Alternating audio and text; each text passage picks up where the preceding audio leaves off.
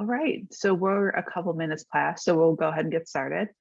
Just want to say to everyone, welcome, and thank you so much for joining us at the Marketing Side Hustle, Leveling Up Skills, Managing HR Guidelines, and Finding Purpose and Opportunity in the Expanding Ecosystem of Work. I'm Sarah Hale from the ANA B2B Chicago Associate Board, and I'll be moderating this event. First, a couple of housekeeping items. We want this to be really interactive, but ask that you hold all of your questions until the Q&A portion at the end. To that end, we ask that you remain on mute the entire time, just so there are no background noises during the presentation. We, of course, welcome you to share your video if your situation allows, but feel free to leave it off if you'd like to. Q&A questions can be submitted directly to me via the chat function, but you can also, once we get to the Q&A portion, raise your hand if you prefer to say your question directly to the speakers. This session is being recorded and will be shared with our email list, and that includes all the current attendees that are on the line right now. With that out of the way, we want to share a little bit about our rationale for hosting this event and what we hope to present today. We want this to be a dual purpose event and not only address the individual contributors who might be thinking about a side hustle for themselves, but also the people managers whose direct reports may do marketing consulting work on the side or something along those lines. There really are no hard and fast rules about how to handle that in a managerial situation, so we hope to provide some guidance and expertise. As a result, we have a diverse roster of speakers on board, including Jordin, Jewell, Denise, Bindelglass, and Marti Konstant. And I will turn it over to Ryan to introduce all three of them. Hey, good morning, everyone. Like Sarah said, my name is Ryan Zeman. I'm also a member of the ANA Business Marketing Chicago Associate Board, and just want to personally welcome all of you for joining us today during your lunch and to introduce our guest speakers.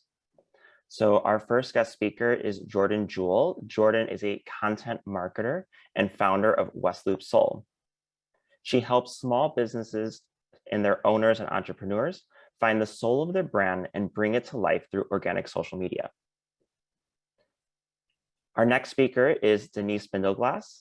She's the Vice President of People at ActiveCampaign. Denise leverages HR as a strategic function using talent acquisition, learning and development, and career pathing to grow ActiveCampaign.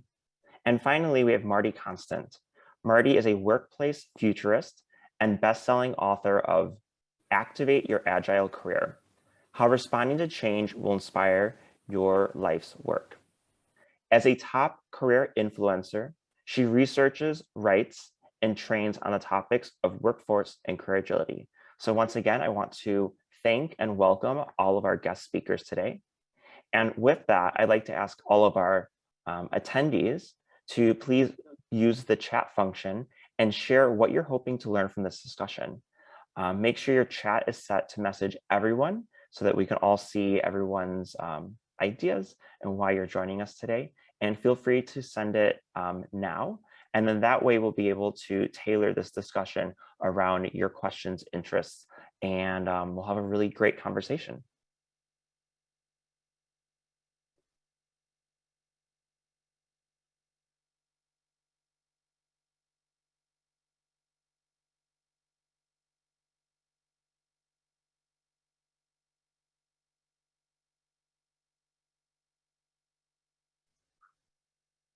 Any other feedback? Anyone else? Feel free to throw your feedback in the chat right now. Perfect. We got some input from Jennifer, from Susan.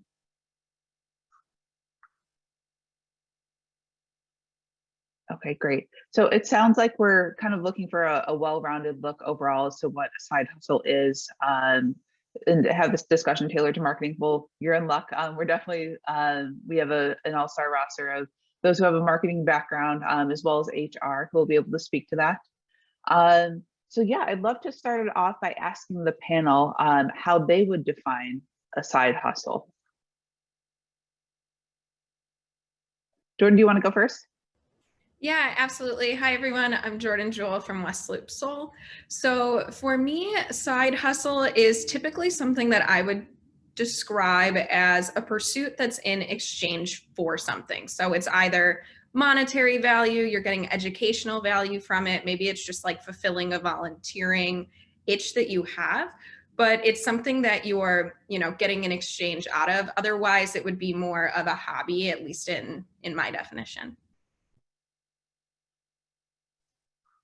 That makes sense. Any other perspectives? This is Marty. I have a perspective that a side hustle is described somewhat more broadly, and that things like side gigs and activities you do on the side all are part of it. The concept of whatever you do in parallel with what you do full time could be considered a side pursuit or a side hustle. Hustle means that like you're engaged and you're excited about it. So I think it could be education. It could be a hobby, could be something that you do in exchange for money, or it could just be something you do on the side. Yeah, and Marty, your response kind of alludes to hustle culture, which we'll get to in a minute. Denise, anything to add? Hi, everyone. Denise Bindelglass here. Yeah, I would say I agree with both of those definitions. I think if you surveyed most people, I think side hustle equates to like a paid gig of some type.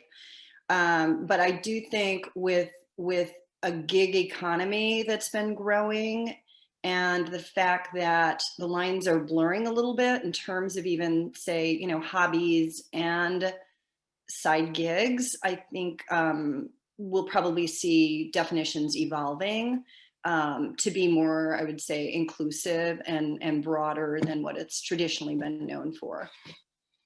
Yeah, I think that makes a lot of sense. I'm glad you touched on the gig economy because, the idea of hustle culture is basically to make your own way in the world beyond the traditional 9 to 5. And it's a really common and really well-recognized term. We use it a lot in the branding for this event. So we're hoping to get a lot of people on board who just recognize that term and would want to learn more about it. So to that end, can you speak to a side gig as it exists beyond hustle culture? Marty, would love to hear from you. Where is that line? The line to me is, again, parallel pursuits is where I draw the line. Whatever it is that you do in addition to your full-time thing. So it's following something that you're curious about and you want to learn more about. And I would say that freelancers definitely fall into this category, but you could also be pursuing your education. And I will give one specific example. When I was working full-time as a VP of marketing, I got really curious about career agility and started something called the Agile Careerist Project. I was not making money on this on the side, but it became the process for my book. And it was something I did for 5 years. I interviewed 150 people, and it became part of who I am today. So side hustle, side gig, parallel pursuit. I like the parallel pursuit approach, and perhaps that's a better way for managers to think of it, because I think the perception still exists that managers have to be somehow threatened by a side hustle. But Denise, would you say that's the case still, or is that changing? I think it's changing. For me, as a people leader, I have a kind of a holistic approach to this. Years ago, I ran the people team for a creative company that had a lot of photographers, editors, writers, employed full time. And it was very, very common for them to freelance. That was just expected, right? In a creative environment. And so I've just always kind of carried that through to other non-creative workforces that I've worked at ActiveCampaign. So ActiveCampaign is in the marketing automation, customer experience space. So we help businesses connect meaningfully with their customers. And so our platform, every employee who joins ActiveCampaign receives a free account, receives access to our ActiveCampaign product. And we have a number of employees who use our product actually for their side hustles and for their side businesses. Some of them are entrepreneurs and have really launched some really interesting businesses. So clearly, we support it. But I think, again, as a people leader, like we of course expect our employees, to perform in their roles. And so, and that's just an assumption. And so we've really not run into issues in terms of those two things being in conflict. Yeah, I did know that that ActiveCampaign provided access to the product to all employees. So that's a really interesting way to say not only should you know this for your current role, but we support you beyond that. So that's kind of implicit in providing that. So I really like that approach. All right, let's shift gears a little bit and talk about what individuals should know if they're thinking of starting a side gig themselves. So Jordin, I think you're the poster child for this and would love to hear your thoughts and what went into your own decisions. Yeah, so I think as you're starting to really determine what to do and if you should bring on a side hustle or a side gig or a monetized hobby, whatever you want to define it as for yourself, it really starts with asking yourself some questions about why you are looking into doing that. And sorry if I'm skipping questions a little bit here, but I'm going to pull this into it. As you're really thinking about potentially having a side gig, there's 4 things that I started by asking myself. And that is, what's my capacity for this? Do I have time? Because, I'm sure Denise will love to hear this, but as you're bringing on a side hustle, you still have a job and you have to perform at that job. You can't just abandon it to work on your side hustle during the day. And so you have to be realistic about the time you have, nights, weekends, when that's going to occur. You need to know your overall goal. Is this just like a hobby that you love and you want to do more of? Is it something that you want to do enough to maybe offset the cost because it's a really expensive hobby and you need to sell a little bit of your end product to be able to keep doing this hobby? Is it something that you always want to do on the side because you love your full-time career and you love this passion that you have? Or are you one day going to take this full time? That's something that I had to really think about as I was doing this. If you asked me 5 years ago, I would tell my friends, I never want to run my own business. It's just not for me. I worked at an agency that, scared me a little bit from ever doing something full time. And that has clearly changed. And then really think about why you want to make the side hustle and what's propelling you to do that. And this will really be able to help you shift course and figure out kind of where you need to go from there, what you need to invest in, how to bring it up with your employer, and if and when to bring it up, how to do that transition, whatever it may be. But starting with that foundation of 4 questions is really going to set you up for side hustle success. Well, Jordin, it's really interesting that you say that 5 years ago, you never thought you would take this full time. What was the tipping point? So the tipping point for me, there were kind of 2. The first was that I always worked in very small agencies where I did everything start to finish. The last role that I was in, I was the associate strategic director at a small marketing firm here in Chicago. And when I say I did start to finish, I was doing the strategy, the discovery sessions, I was doing copywriting, graphic design, strategy, admin work. And I always said, I'm doing everything for someone else to make money. Why don't I just do everything to make it for me? And I really wanted the sort of freedom to, I hate to say pick my clients because they have to choose you back, but I wanted that freedom to have more control over who I was working with, who I was supporting, and the type of people that I was just interfacing with every day. And no matter how much you try to do that in an agency, and no matter how much maybe some of their clients really do align with you or how great of people they are, they're not always going to be 100% the client or full client roster that if you were on your own, you probably would have picked. And I realized that to do that, I just had to take things into my own hands. So I slowly started to do that transition.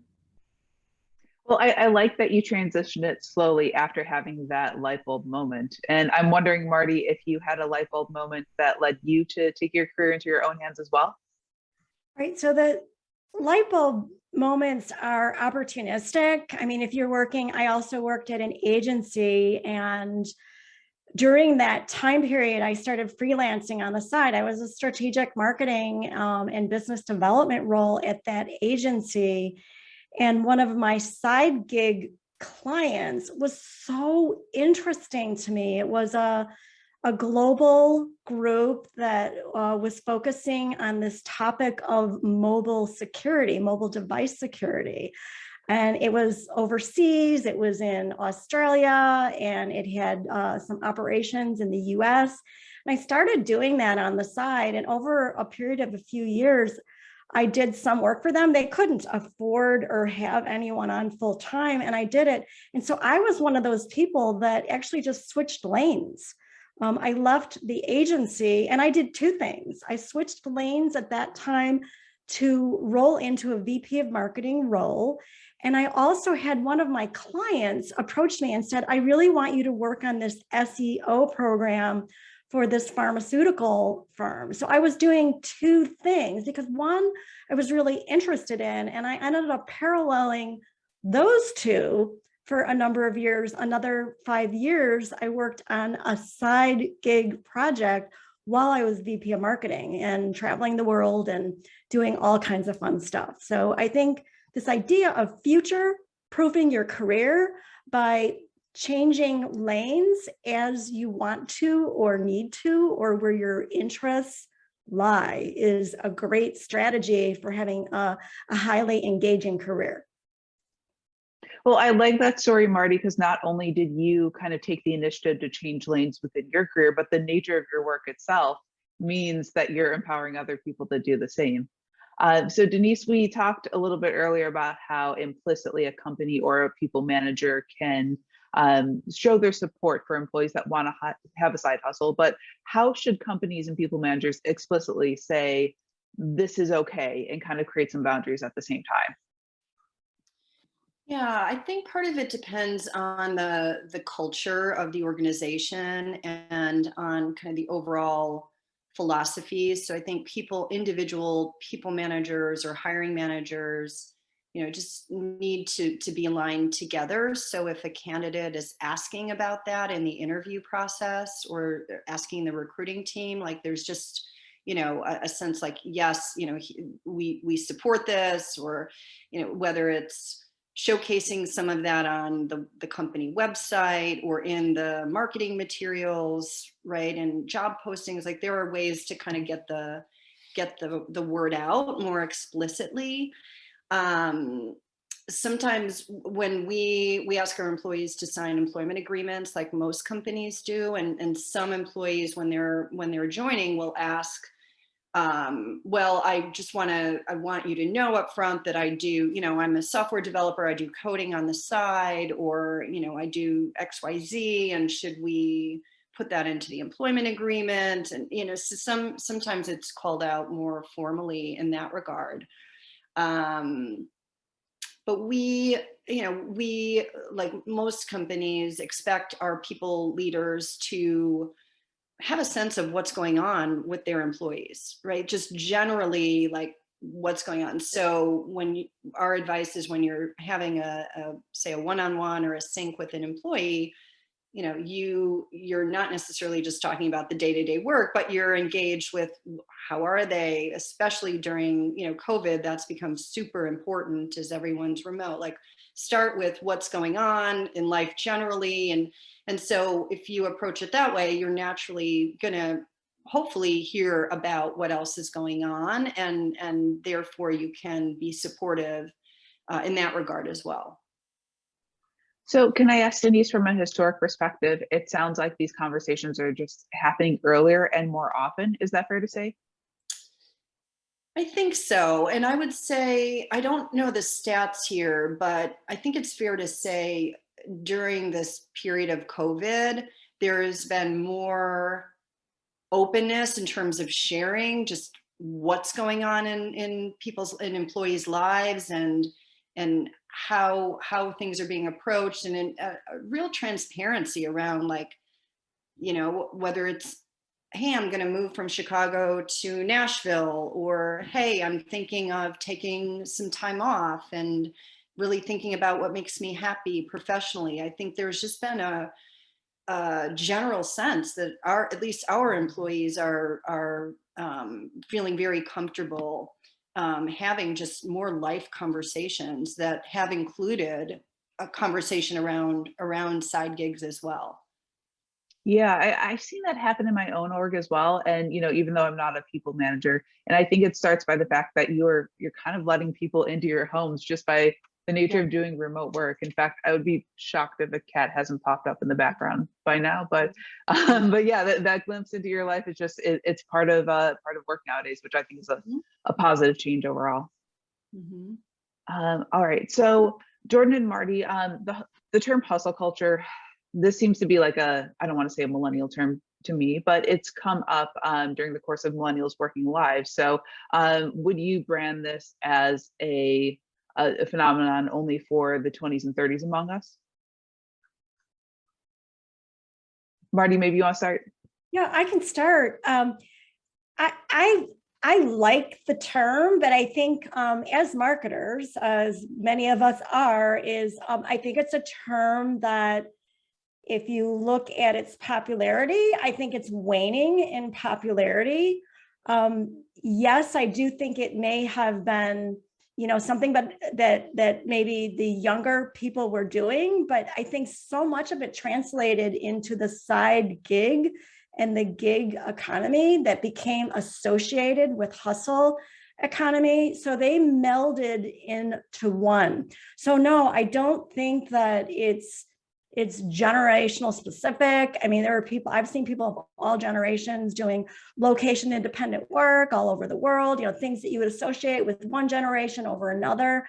I think it's blending based on what's happening in our world and less on what's happening in a particular age group. That makes a lot of sense to me. It's a factor based on environmental conditions, perhaps in the workforce, and less on the particular age or life stage of the people who happen to be acting in that stage right now. Yeah, it makes a lot of sense. Jordin, any thoughts? Yeah, I would agree with that. I would say as a millennial who had a side hustle, I guess, at one point in time, I'm kind of an example of a generation that talks about it in that way. And when my friends would ask me about West Loop Soul at the time, they would talk about it as my side hustle. And sometimes it would drive me nuts because even though it was something that I was doing outside of my full-time job, like my passion was in it and I did not consider it a side thing. I was working a ton of hours a week eventually on it. And it's not something that I would consider side. Not even really hustle. I mean, I was technically by definition hustling, but it wasn't something that was like driving me into the ground like you would typically associate that hustle with. It was something that was fueling me and making me better at my full-time job because I had that more creative outlet. I had a completely different client set. So I was doing all of these creative things that I could translate back into ideas for my full-time role. So as much as I would say maybe a lot of millennials call it side hustle more than other generations where, some of the titles that Marti shared are the same concept. They're just labeled differently. I'm a millennial who hates the term, so. Well, I like the way you put it because, time is a finite resource, right? But energy is not. And I think there's sometimes a tendency to say that they're one and the same. But the fact that you brought more energy and more creative ideas back to your full-time gig is proof positive that a side hustle doesn't have to be a detrimental thing, no matter what you call it. So Denise, we talked a little bit about how to put guardrails in place and how to be proactive, but from what I know about HR, you have to play offense and defense.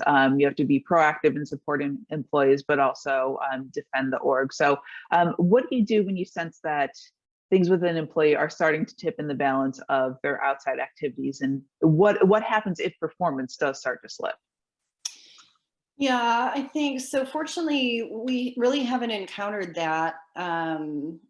Or I haven't at ActiveCampaign, but I would say, again, we're focused on managing performance within the role, right? And so if performance is slipping, then we have kind of a framework that we work with managers around, like, why is that happening? Is it a skill issue? Is it an engagement issue? Or is it a coachability issue? That's kind of our framework around performance management.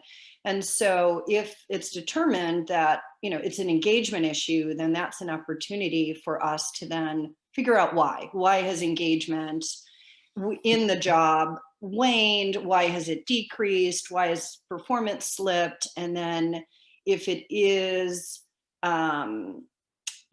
due to, you know, conflicts, lifestyle conflicts, or things outside of the workplace, then that's an opportunity for us to, you know, consult on that, right? So is this something that needs to be trimmed down, or is this something that, you know, the employee wants to do maybe full time and leave ActiveCampaign? So I think, again, we try to take, we want to develop our employees' careers, whether they stay at ActiveCampaign or decide to leave, right? We hope they stay, but we take a broader perspective on that. And so, you know, what we don't subscribe to is like being employed, say, by 2 employers full time. Like, that's a line that I think I've heard other peers deal with during this COVID time as well. So that would be concerning. But as long as the role itself is being performed in, then again, we support, whether it's hobbies, volunteering, side gigs that are paid, you know, education, etc. Yeah, that makes sense. And it seems a lot, despite all the policies you can put in place, comes down to individual conversations between the employee and manager. Right. Okay, got it. Well, I would encourage everyone to throw any questions that you may have into the chat if you prefer to do that. We'll also be going into the Q&A portion too. So if you prefer to go off mute and state your question directly, that's fine as well. One final question. We kind of alluded to how side hustle as a term may be going away and maybe less popular than it was a couple years ago. What do you see then is the future for this relation to work? Marti, as a work futurist, would love to start with you. I like to refer to them as projects. And so I work a lot with the Project Management Institute, people who work on projects. And it turns out we all work on projects in our day, and the things we do on the side are projects. So if we consider ourselves a project economy, why not look at your career as a series of projects? So the projects can be discrete roles, discrete companies, or different things that you do within a particular role, and you just happen to be working with projects. And projects are really great because they have a life cycle whereby when you get engaged in a project initially, you know, you could be doing a volunteer work. You're really excited about it at the beginning. If you're working with a new boss, like they're like really encouraged that you're highly engaged. But once you master that skill and it becomes more of a repeat experience, it's less interesting to you. Really good organizations, I'm so happy to hear about Denise, you know, representing one of them. They understand that people need to be developed so that they can hop on a different project before their interest wanes so dramatically. If they're being developed and they're learning, it's a matter of moving on to the next project. The metaphor or the visual for that is surfing a wave. You know, if you want to just catch that wave and continue riding it, you keep on riding it. It eventually does end, but you keep on riding it. As it crests on one part, you get to the next thing.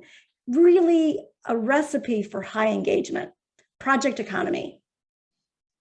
Well, I'd love to challenge you a little bit on that, Marti. So what do you say to those who hold the mentality that an employer should kind of be the end all be all for someone, right? And that the project mentality and the gig economy just encourages job hopping, kind of like a a one-sided relationship in which the employer benefits and the employee, is kind of left in a precarious situation. Yeah, so this is where the model is the beautiful thing. So if you take what you just said, Sarah, and said one job being a be all and an end all, that's one perspective. But if your boss hands you a really great project in your role in marketing, say it gets to be a global thing or some kind of AI project that is new and it's innovative that you're doing in the context of your regular role, that is a project. That is not taking you away from your core objective within your organization or what your boss wants you to do. So what I'm challenging people to do is to look at things like the project economy and apply it to roles and projects within your current role or roles within your organization. As Denise said, we want people to be developed. LinkedIn was famous for this. They wanted people to actually work themselves out of one role into another role within their organization because they wanted innovation. They didn't want things to get stale. So it really is it's absolutely an opportunity to work within one organization for 10 years if you wanted to, and still have a project mindset. I love that mentality of having that framework within an organization because it just clicked for me that that's, what we experience at Here Technologies, right? And I think it might be a European mentality in part, but I work with a lot of coworkers who have been at the org for 10, 15 years. And we're working on an internal framework right now. So we're streamlining the process for applying to an internal role that will take up no more than 20% of your time. You can kind of dabble. So yeah, I think the precedent exists and more organizations are realizing that this is the way to keep employees engaged. Great. Yeah, Well, we've had a question. Sorry, yeah, go right ahead. Add to that, and I know I'm going to digress here for a second. I believe the role of a people leader is changing and has changed dramatically. I don't think, especially with millennial Gen X workforces, a people manager today is viewed more and more as a career coach and a mentor, and less as someone who technically is going to teach an employee how to do their job. And if you think about it that way, think about how this topic fits into that, right? First and foremost, you are a career coach and mentor, and therefore you have to explore these ways of growing careers. And naturally, that leads to outside interests and ways to do, volunteer work, right? Which also is a form of giving back, but also a way to expose you to a bigger network, and therefore, potentially more of these quote unquote side hustles. So. Yeah, I think that makes sense because if I look at my own career, I was often matched with a mentor who is different from my direct manager early in my career, and that's happening less and less. And yes, it could be just, aging into my career, but it's probably due to the fact that the expectation now is that people managers will be that coach and they will be that mentor. Great. Well, I'm ready to move into the Q&A portion if you guys are. So we saw a question early on about side hustles that are for marketers specifically. Jordin, I think you provided a great case study of that, of someone who can kind of take what they're doing at their day job and move that into their own business. But by virtue of having done that, do you have exposure to any other types of side hustles that are ideal for marketers? So I think there's a wide range of ways as a marketer you can look at a side hustle. I know many people who have had them just from working with so many other marketers. An example for me was that I was at a B2B agency that was doing a lot of work with like tech and manufacturing, and there wasn't a heavy emphasis on social media, and there wasn't a heavy emphasis on B2C or some of these smaller businesses. I felt that was missing from my career path, and so that's where my side hustle led me. I wasn't doing that creative work. Like, my clients are sex therapists and financial experts and all of these things that I would have never touched at my old agency. And I wanted to explore that creatively. And so that magically worked out and turned into a career path for me. I know people who are really fantastic account managers, but they have this like creative itch. And so maybe their side hustle is something on the creative side where they do art or they do some videography and things like that that maybe don't fit perfectly in their full-time role, or maybe they eventually want to transition into the creative side, but they need some more experience with it. And so they pick it up as a side hustle so that they can start to move that way in their career. I know people who are a lot of bloggers and go the influencer route as a side passion because they like to write, or they like to, again, have that creative outlet, that photography, things like that. West Loop Soul actually started out as a side hustle. It's called West Loop Soul, or as a blog, excuse me. It's called West Loop Soul because I lived in the West Loop and it was like a neighborhood blog. And over time, it started to morph and mesh and change into something else. I met my husband, who's not technically in marketing, but he had a side hustle of a food blogger, and we met by going to blogger events. And so we're like huge fans of side hustles, obviously. But, you know, having all of these different things, I know some people who teach, like Ryan's a great example. And I know Ryan because I guest lecture at his DePaul marketing class on social media once a semester, term, I don't know what they technically call it, but once a time, I guess, once a class, and we go and do that. And for him, teaching is that side passion that he has right now. And so there's a lot of different ways that you can take that expertise or that interest area and turn it into something on the side. I always say Chicago's a really small town, and even during COVID, it's felt like that. In the marketing community in Chicago, it's like it's expansive enough, but it's also smaller than you think. So a lot of the synergies exist just by, you know, finding people who have the same passion as you. And Marti, I'm guessing, due to your role, you have a good overview too of people who are interested in expanding their repertoire like this. Yeah. So as a futurist, I just gave a keynote on bringing the future to your present. And how does one do that? You actually look at the signals and trends that are impacting your industry. So we'll take marketing. Back in 2007 and 2008, what was impacting marketing was automation and technology. So there was a big flurry of people adding marketing technologists to their name. That's a route that I took, and that's a route that took me to Silicon Valley in marketing for places like Samsung. So there's lots of opportunities when you take that next thing and add it to your name. Now, what's happening right now, a big trend, I'll use it as an example, a huge marketing impact is immersive technologies, virtual reality, augmented reality. I belong to a book club, a futurist book club, and we actually do some of our meetings with headsets, which I had never had before. You know, I have, an Oculus headset now. And there's a person from Stanford that is actually using virtual reality. She's a professor. She's using virtual reality in a very creative way. She's a purely creative. She's creating experiences, learning experiences and engagement in virtual reality, which, by the way, you can only last about 60 to 90 minutes. I found that out. Can't last much longer than that with the experience, but you work with that, and she designs these experiences, and it has, whether it be a DE&I topic, a leadership topic, or an experience of showing what it feels like to be on a mountaintop in Switzerland and getting involved in some of the three-dimensional illustrative techniques that I was just doing a couple weeks ago on top of a mountain. So it's super creative, and it just goes on and on and on. And it's exciting times for marketers and creatives. And I love that this professor is using VR in a really strategic way, because I think the assumption with, VR, any new piece of tech, right, is to try it once, and if it's not a natural fit, let it go. So I'm glad that she not only had a vision for it, but persevered, it's really interesting to see.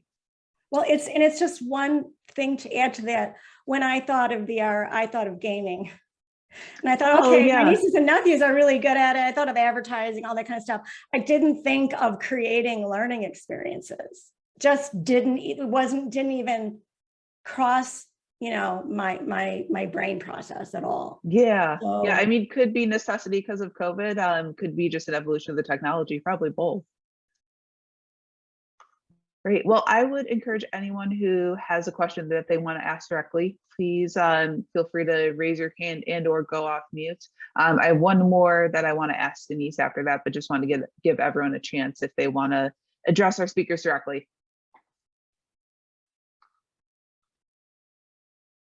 I'll jump in. I have one, and I'll apologize in advance. It'll be kind of a roundabout long-winded one, because I was going to ask both Jordin and Denise really, when you've run into potential like conflicts of interest, right? Like, hey, this side hustle now is pretty closely related to what our main business is and should be a part of, kind of call it your main job.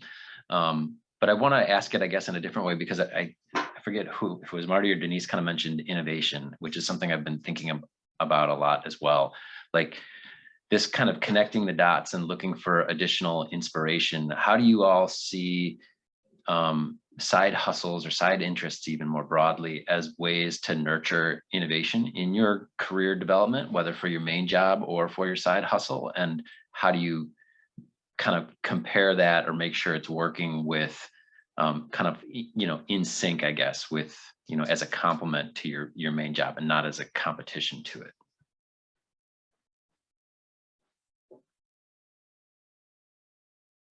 For any of you. I'll jump in here. I'm having trouble coming up with a real life example of a conflict that we've dealt with or that I've dealt with. I'll give you maybe a different answer though. I guess I have a side hustle myself. I am an adjunct professor up at Northwestern's engineering school, and that started just because we were hiring a lot of interns out of the software engineer program, and the dean asked if I was interested in creating a career development course for the students.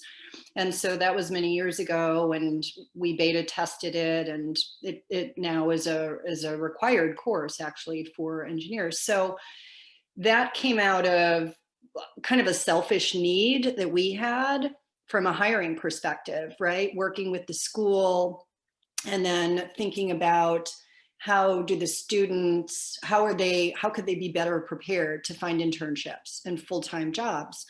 And so that led to the school being progressive in their thinking about like, well, excuse me, it's in our interest that they're better prepared, right? So it evolved, but what's cool about it is that it gets me on campus, and I'm a little older, and so it gets me back on campus to connect with the students today, and really not just, I really don't like proactively like recruit my students, but like it's certainly there's some branding there, but the bigger opportunity is just to like be tapped into what's going on with the most recent generation of students. And because I do believe in education, Ryan, you'll probably agree with this, like there's no better way to know what's next, right? What is the newest generation looking for? What are they doing? You have the energy of being on a college campus and just soaking up innovation that way. So I don't know if that's helpful, Dakota. It's a different spin on it, whereby there's no real conflict, but it's kind of additive to your current career, which is maybe a more, a useful way of thinking about it. I think the conflict in my mind tends to be more time than anything, right? Just competing time. And when you reach that tipping point where the side hustle might start ending up taking more focus away from the current role, that I think is where most of the conflict is that I've seen. And I can speak a little bit to, I think what many people have as a fear when they're starting a side hustle, if it's in the same industry as their full-time role, And that's, am I going to get in trouble from my employer for a non-compete, or are they going to be mad? Are they going to think I'm trying to poach clients? Things like that. First and foremost, make sure that all of your paperwork when you were hired does not have any clauses against this. I'm sure Denise is like, yes, please look at that. You want to make sure that you're not violating a company policy. And if you know that you're going to be pursuing side hustles in the future, and they might be similar to your industry, when you're taking on a new job, if you're looking for a new role, make sure that that's not something that you're signing that could screw you over for what you want to do down the road. Be upfront with your employer if you're comfortable. There was an instance where my agency that I was most recently at started a new service offering for our clients, and it was actually really similar to something that I offered as a service through my agency. And I told my manager in a one-on-one directly, I was like, hey, listen, I know you want to start bringing me in on this marketing plan in a day service. I want to make sure you know I offer this to my freelance clients. It's similar in these ways, but it's completely different for this, and this reason. I don't want you to one day think I stole this idea from the company. So I want you to see my plan, my agenda for these sessions up front so that you know nothing was ever taken from like company intellectual property. They really appreciated that heads up. And it meant that in the future, you know, if they found out later that I had this service, they weren't going to say, hey, you stole this idea from the agency. You also want to be really clear in how you differentiate yourself from what your company offers. So for me, that was the type of clients. They never had to worry that I was going to poach a client because I worked with completely different types of businesses on a service that we didn't provide as a main offering. I was doing social media. My agency technically handled social media, but they would never pursue a client specifically for social media management. And so I really had that differentiator there. And it actually worked out where I would have people coming to West Loop Soul saying, hey, can you help me with this? And I would say, hey, that's actually an offering that the agency I work at full time is much better positioned to help you with. And I would bring them clients that I didn't want to take on through my side hustle. And then when you're leaving, if you ever do decide to go full time, I think this is a fear a lot of people have too. They don't want to burn bridges because, like Sarah mentioned earlier, the marketing community, especially in Chicago, is very close. Be really upfront about it. If you have the luxury of giving time for notice, if you know they're going to need to replace you, give the time that you can. Make sure you're very clear in what you're doing. And when you have that separation, be very clear on, you know, the types of clients you're not going to take, that they don't think you're poaching your clients. When you tell your current clients, hey, I'm leaving the agency, and they ask why, and you say, I started my own company. If they ask to go with you, you have to say no. If that's an agreement with your employer, I actually had a client ask me if they could work with me directly. And I said, you know, I'd love to, but I can't. But I'm going to be doing some freelance for my old agency, which was true. And I said, if you really want me to stay on a future project, you can request that they bring me in freelance. And, you know, since I left, we've both referred each other business. They just got a new website and paid social project because I only do organic, from me getting this client for organic. And they've given me some social media clients who needed services they don't have. So there is hope. You can leave on a really nice note. It doesn't have to be this contentious thing just because you want to pursue other interests in marketing too. Props to you. That's great. Yeah, you really illustrated how you can have, you know, a non-contentious relationship after the fact, and a beneficial one indeed, in which you're referring each other business. And it's not even a situation of friendly competition, but you kind of coexist in a similar space, if not the same. Yeah, I've like gone to their team happy hours that they've had since I left. So it can be okay, I promise. Agreed. All right, well, we are coming up at the top of the hour. Any remaining questions if anyone wants to go off mute? Nope, I'm going to take silence as a no. Well, we thank you all for being here, and thank you so much for taking an hour out of your day to hear from our three great speakers, Marti, Jordin, and Denise. We are heading into a period right now where I know everyone's probably busy with 2022 planning and their main gigs. I know I certainly am for A&A B2B. We're kind of heading into a slow period as we head toward the holidays, but please follow us on social. Please go to chicagobusinessmarketing.net and sign up for our email list if you have not already. That way you can be the first to know about upcoming events for the new year, since we hope to see you all at those, especially as we move toward more in-person events and move toward that hybrid model. So thank you, everyone, and have a great rest of your day.